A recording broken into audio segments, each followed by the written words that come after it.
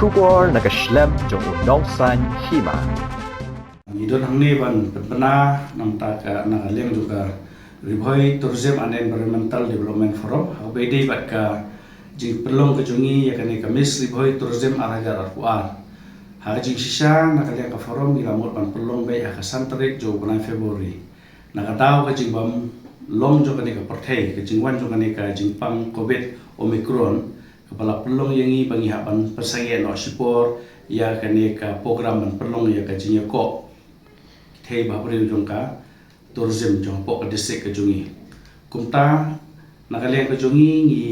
pensngo bat pause piki paipa bangi postpone sua manta sipor ya kani ka program bangin up sua hadu ba kan baha ka perthai re ya kani ka program ngin habi ban pelong da ka lada ka perthai ka labha lada ka jingpang ane ka lasya yangi bangin pelong pembangi jio ban pelong kini ki benai ke peladep maka tang kerpat ipigi paiba wa pinung soi pin ya ai ke jingkersian lem yangi khnang ba ka program ka bangin pelong kanong ka ba ya ibe hadin habur ha ka ju ka por manta ka sngi ka de ka sngi ka ba nagaliang jong ka ri ka jongi ha po kari India ni celebrate ya ka National Tourism Day jong udu usnem bo manta ka ba ju ha be man la usnem belum mentang kasih ke Santarik Januari arjar kuar dan nakaliang jong ka Ribhoi Tourism and Environmental Development Forum ni ai khublei ya ki paiba nong song ki bron po ka district po ka jilla ba po ka India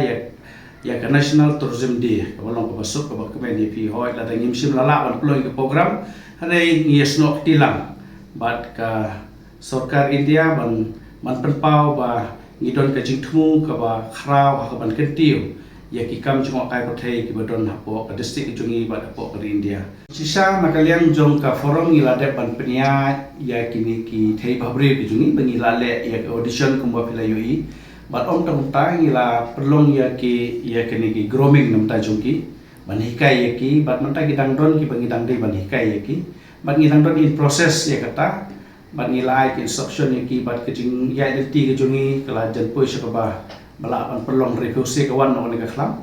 re ngi kerben ba kani kakam kanong ka job hadin ba ka perthai kala wan ka jingso